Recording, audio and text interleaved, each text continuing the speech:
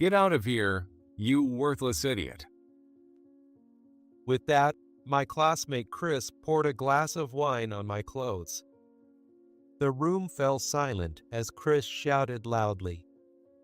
Ashley, my beautiful secretary, quickly tried to wipe my jacket, but the stain had already set in. The pleasant atmosphere changed abruptly, and the room started buzzing. Ashley, angrier than I was, glared at Chris and asked me, David, should we fire him? What? Chris looked surprised at Ashley's sudden words. We don't need to fire him, but we will stop doing business with his company.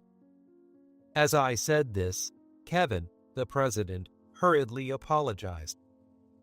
Seeing this, Chris realized my position.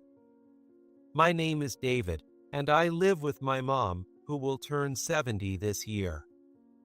Now, I can provide her with a more comfortable life, but we used to live in poverty. After my dad passed away, our life became difficult.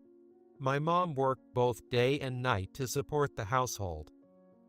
Because of that, I often stayed home alone, but sometimes my uncle Michael, my mom's brother, would come to visit.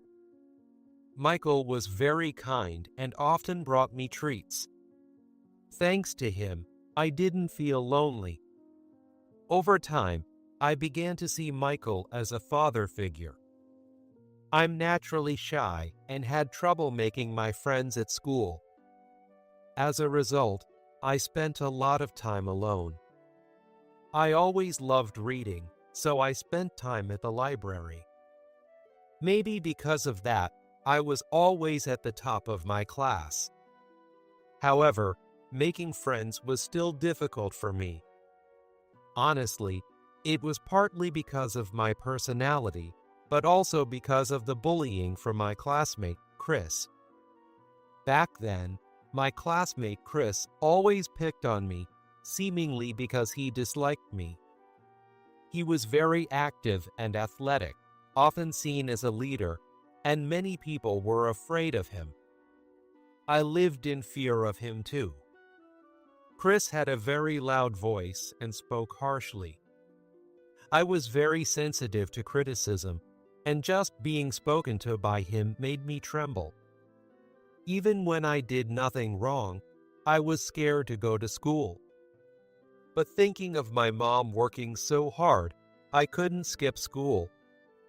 I didn't want to worry my mom. It's your fault the ball went so far. Go get it. Sorry, I got it. Physical education was very tough for me because I wasn't athletic. But despite that, Chris always bullied me. I especially struggled with team sports. Knowing this, Chris would deliberately throw the ball at me. And when I couldn't catch it, he would blame me. Every time we had physical education, Chris harassed me. David, it's your fault the class is being held up. Sorry, I just can't catch it. Because of this, my classmates always whispered about me. No one defended me. They were all too scared to stand up to Chris. Chris's behavior towards me escalated even further after that. I often got criticized for unreasonable things. But none of my classmates wanted to be targeted by Chris, so they all pretended not to see it. I had to endure Chris's behavior alone. Chris, being selfish and egocentric, became even more influential in high school. We were in the same class in high school, and he gathered a group of friends and continued to bully me. Being poor, I couldn't afford new clothes, so I wore hand-me-down uniforms, and he mocked me for that. You're wearing a dirty uniform. Don't come near me. I don't want to catch your poverty. That's not true. It's just a bit worn out because it's a hand-me-down. Shut up. Don't talk back to me. I was in the same class with him all through high school and endured his bullying and complaints. But since I was poor, I had to start working right after graduation. With our financial situation, there was no way I could afford college, and I didn't even consider it. My mom apologized to me every day, but I was determined to bring money into the household by getting a job. However, it was difficult to find a place that would hire a high school graduate. So, I asked my Uncle Michael for help, and he hired me. Michael accepted me, even though I only had a high school diploma. I was the only one in my class not going to college. So, the news quickly spread throughout the class. When Chris heard that I wasn't going to college, he started making snide comments again. Is your family so poor that you can't even go to college? It's because of my family circumstances. I can't help it. He looked down on me for not going to college, trying to assert his superiority. I'm going to a prestigious college that's well known around here. Unlike you, I'm going to be an elite, but I guess that's impossible for someone poor like you. At that time, Chris's family was very wealthy. His dad made a fortune in stocks, and they lived in a big house. Because of this, Chris looked down on me until our high school graduation. However, I was relieved thinking I would never see him again. After graduating high school, I was fortunate to work for Michael. Although the sales weren't great, he still paid me a decent salary. Thanks to that, my mom and I could live a little more comfortably. I was grateful to Michael and dedicated myself to my work every day. And since I couldn't go to college, I studied on my own. Michael also taught me about business management. 20 years have passed since then, and today I was invited to a social gathering, so I decided to attend. Officially, it's a community networking event, but it's really a business meet and greet. While dealing with the vendors handing out business cards, I enjoyed the food and drinks. I was there representing Michael's company, but since it was my first time attending, I didn't know anyone. I attended with Ashley, the company's secretary, who was talking to vendors at a different table. Having worked as the secretary at the company for many years, Ashley knew more people than I did. Then, despite arriving late, a man entered speaking loudly. I couldn't believe my ears at first, but the voice was familiar. It was Chris, who had made my high school years miserable.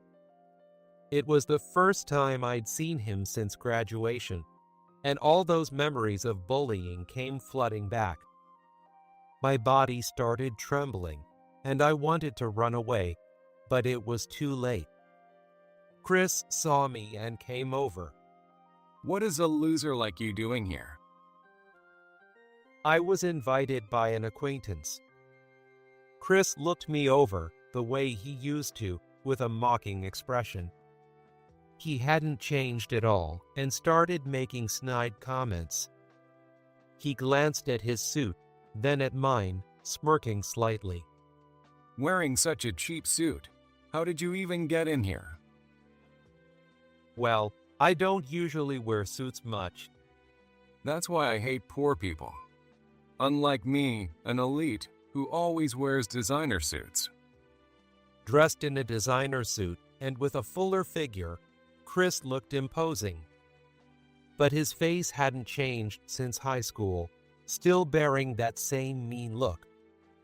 Seeing Chris unchanged made me tremble all over.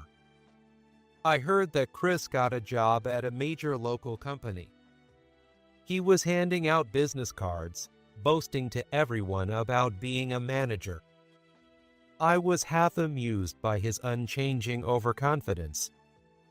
He hasn't changed at all, even as an adult. Why are you here? I thought only special people could attend this event. I got an invitation. It's part of my job. Chris seemed to think I didn't belong there and kept pestering me. He seemed genuinely annoyed that I was at the event. Since only executives were supposed to attend this gathering, he was suspicious of my presence. Why are you here? Only executives can attend. I'm representing Michael. It's my first time attending this year. When I explained, Chris snickered dismissively. He finished his glass of wine and continued speaking. You're a small company anyway, right? This event sure has changed, inviting small ones. I don't think it's that small of a company. My company is a major firm, so it's nothing like yours. Chris seemed a bit irritated, unable to accept my presence there. At this elite gathering, he wanted to emphasize our difference in status. He continued to drink and started ranting to the people around him. As he got drunk, his already loud voice became even louder, and he grew more excited. While I was enjoying the food, he whispered complaints. I hate poor people. Coming to a place like this and just eating. You usually don't get to eat anything this fancy, do you? Chris laughed loudly and continued to drink heavily, looking down on me. I tried to stay calm, no matter what he said. There was no point in arguing here. I thought that if I argued back, he would just retaliate again. Chris, who was always big and selfish, had been like this since we were kids. Seeing him unchanged as an adult made me feel a bit sorry for him. Presentations continued on stage, and I enjoyed the food and drink. The food was luxurious, and I wished my mom could taste it. Even though our life had improved, she was never one for indulgence. But she loved good food, so I knew she'd be thrilled by these dishes. There are supposed to be souvenirs later. I'll bring some home to make her happy. While I was thinking this, Chris, now drunk, reappeared and spat more venom at me. Fueled by alcohol, he seemed to let out everything he'd been holding back. Get out of here, you worthless idiot. As he said this, he poured his wine all over me. The room erupted in shock, and Ashley, my secretary, rushed over. David, are you okay? She quickly called for staff and asked for a towel while using her handkerchief to wipe my jacket. But the stain was too large for a handkerchief to clean. Even Ashley's beautiful handkerchief got stained with wine. We need to get this cleaned immediately. Oh no, this stain might not come out. The stain's not coming out. It's okay, Ashley. Thank you. She took off my jacket and tried desperately to remove the stain, but it wouldn't budge. The staff said they would arrange for cleaning and took my jacket away. I thought I couldn't wear this jacket anymore, so I gave up. Then Ashley shouted loudly at Chris. You're the one who poured wine on our president, right? Chris, wasn't it? You're the manager at Smith Corporation, correct? Yes, but what about it? Did you just call David the president? What do you mean by that? Chris looked puzzled, not understanding Ashley's question. He couldn't have imagined that I had become the president. Ashley was angrier than I was at Chris for not even apologizing for pouring the wine on me. David, should we fire him? What? Chris still didn't understand what was happening when Ashley said that. He probably didn't realize the gravity of his situation yet. He glared at Ashley and still didn't apologize. Then Kevin, Chris's company president, appeared. He must have heard from his employees about Chris pouring wine on me and rushed over. He hadn't seen what happened and came in a hurry to apologize to me. David, I am deeply sorry for Chris's behavior. Seeing Kevin apologize to me, Chris looked confused. He was baffled that I knew Kevin and that Kevin was apologizing to me. It's been a while, Kevin. I'm sorry for not keeping in touch. Michael took care of Kevin for a long time. Kevin is now the president of a publicly traded company, but his company was in the red back in the day. Despite his own company being in jeopardy, Michael was concerned about Kevin and took care of him. To Kevin, Michael was a special mentor. Michael nurtured the failing company into a top-tier business. I knew how hard Michael had worked. In my youth, I watched his relentless effort. However, when his company finally became renowned, Michael fell ill. As a result, Michael entrusted the company to me, making me the president. However, being a high school graduate and a president subjected me to harsh criticism from the public. Worried about this, Michael kept his name as the official president. That's why only the top executives of the companies directly involved knew that I was the actual president. Afterward, Michael passed away due to his illness, but this secret was kept. I've heard about how much you studied and worked hard. I've heard about your struggles from Michael as well. Listening to our conversation, Chris began to understand the situation and started sweating. Seeing Kevin, the president of his own company, apologizing to me, Chris finally realized his position. His attitude shifted, and he began asking Kevin about the situation. Well, so, Kevin, do you know David? He's not just an acquaintance. He's the nephew of my benefactor. Chris, you're being incredibly disrespectful. Kevin grabbed Chris by the collar, looking ready to hit him. I hurried over to Kevin and pulled them apart. No, Kevin, this won't solve anything. David, don't stop me. Chris has done something unforgivable. I tried to calm the agitated Kevin, speaking to him gently. I didn't want Kevin to get hurt because of someone like Chris. Chris, scolded by Kevin, finally seemed to realize the gravity of the situation. Then, Ashley, who had been listening to our conversation, asked me again about Chris's punishment.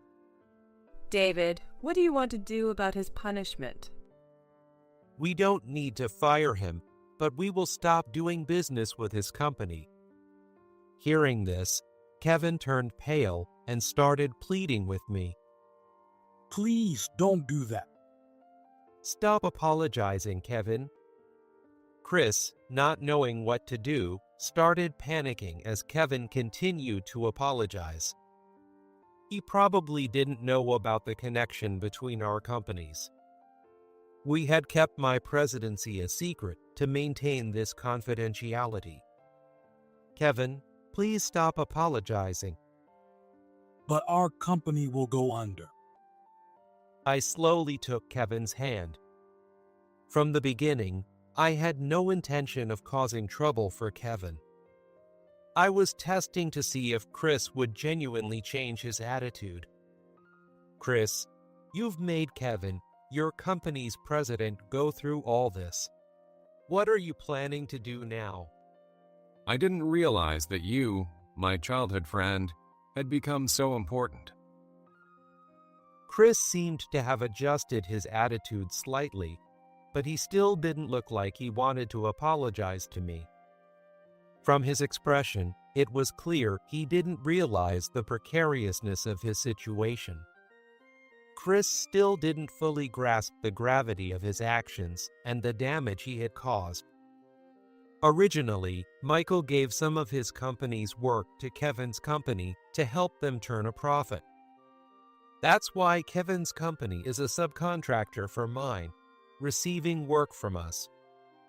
If I stopped the business relationship here, Kevin's company would fall back into deficit operation. Kevin hurriedly explained the company's structure to Chris, who was still confused. Chris heard that and clung to me. Please, I was wrong. Can we continue doing business? I patted Chris on the shoulder and whispered coldly, "If you can help Kevin, I won't say anything." Are you telling me to quit the company? Simply firing Chris wouldn't solve the problem. If I fired him here, given his personality, he would surely spread the story elsewhere. Chris was always self-centered and quick to blame others. I wanted to avoid any further trouble Chris might cause for Kevin. Not quitting, but I want you to complete a task I'm going to give you. A task from you? I thought that simply making Chris resign wouldn't solve anything. He needed to reflect on what he had done. To do that, he needed to understand how unreasonable his behavior had been, so I proposed the task. Chris looked anxious, but he seemed to decide that he had no choice but to accept what I said. He apologized to me and asked for another chance. It's simple. You'll do it for 3 months starting tomorrow. I laid out the task for Chris. Oh, you mean me? Doing something like that.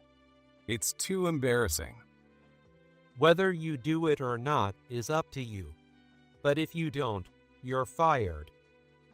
The task I set was to stand at the busy intersection in front of his company every morning and greet people. The area in front of Chris's company was busy with traffic, but was also used by elderly people and children on their way to school. I told him to help direct traffic and assist people crossing the street. I was made to do this when I first joined Michael's company. There was a purpose behind it. First, it teaches you to have compassion for others. Second, it helps you get rid of your insignificant pride. Without these, you can't succeed in society. That's what Michael always told me. By repeatedly doing something you find embarrassing, your own value naturally increases. And it nurtures a spirit of being recognized by others. The results will be visible. If you slack off, you'll face consequences. But do you accept the challenge? All right, 3 months it is. Chris, though still somewhat skeptical, agreed to start the task the next day. Fortunately, that intersection is on Ashley's commute route, so she can check on Chris's progress every day. I entrusted this task to Ashley because she is calm and capable of assessing people objectively. For someone who has never done it, greeting strangers can be incredibly tough. Sometimes you get ignored, and sometimes people look at you suspiciously. It's challenging, but if he succeeds, he'll naturally make new acquaintances and become better at greeting people. Given Chris's long-standing arrogant attitude and habit of looking down on others, I felt this was the only way to help him improve. True to his word, Chris arrived early and stood at the intersection the next morning. Though he had been dismissive and bullying towards people, at first, he couldn't even bring himself to speak. He couldn't greet anyone and just stood there. Whether it was embarrassment or pride, this continued for nearly a week. Eventually, he got used to it and started greeting people. His greetings were still gruff, but he even began exchanging greetings with local children. Seeing this, Ashley thought Chris might really be able to change his attitude. Since Ashley, who had been very strict with Chris, said this, I felt pleased and confident that my suggestion was the right one. However, just as the 3 months were about to end, Chris got into an argument. An elderly man with a bad leg was slowly crossing the street, and Chris was irritated and complained to him. The man then asked Chris which company he was from. I'm from Smith Corporation. Is there a problem? It's none of your business. Chris assumed the old man was weak and treated him rudely. But the elderly man turned out to be the chairman of a well-known local company. Realizing this, Chris went to apologize, but the old man didn't forgive him. The chairman showed up at Chris's company and spoke to Kevin.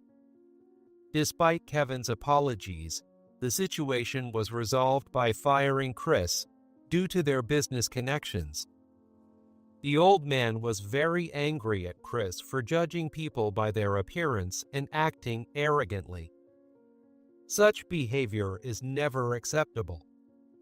As a result, Chris caused trouble for his company. No matter what you give to an unreasonable person, their core character never changes. But when they experience the consequences firsthand, they might realize their wrongdoing. This was my goal from the start. Even after learning that Kevin and I were longtime acquaintances, Chris didn't change his behavior. To dismiss Chris without troubling Kevin, who was important to me, external criticism was necessary.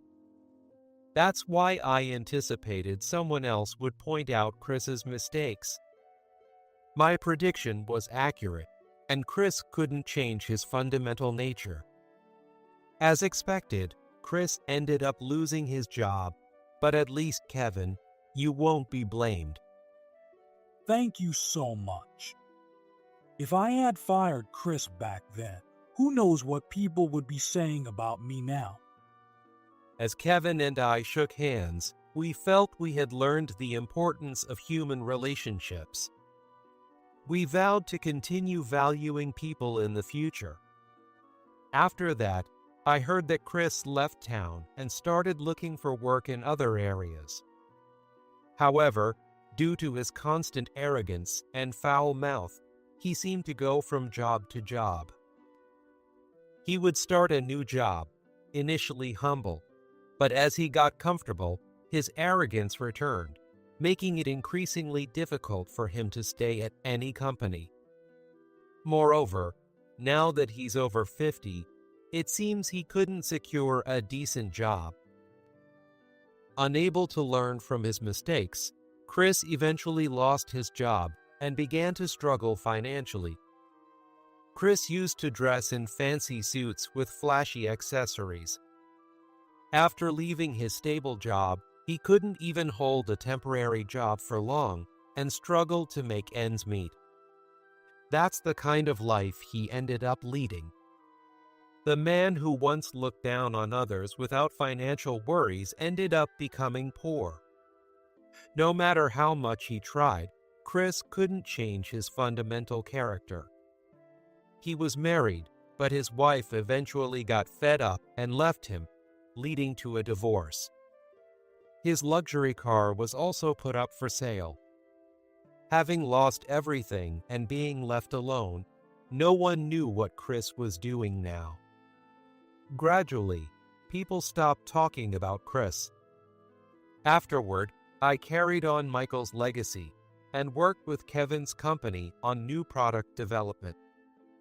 We focused on improving the quality of parts that could be stabilized with even the smallest screws, and successfully developed a new product. This achievement was recognized, leading to an increase in clients and a rise in stock prices. Our company was featured in magazines as a noteworthy business, and we were fortunate to have great co-workers. Both my company and Kevin's company are now thriving as publicly traded companies. As a side note, I ended up marrying Ashley. Actually, she confessed to me after all of this. Honestly, I was surprised, but Ashley had apparently been watching over me for a long time. I also loved Ashley, who had been supporting me ever since I became the president. But I never thought she would have feelings for someone like me, so I kept my feelings hidden. Finding out that we both felt the same way made me incredibly happy. Since we were getting married later in life, we didn't have a wedding ceremony.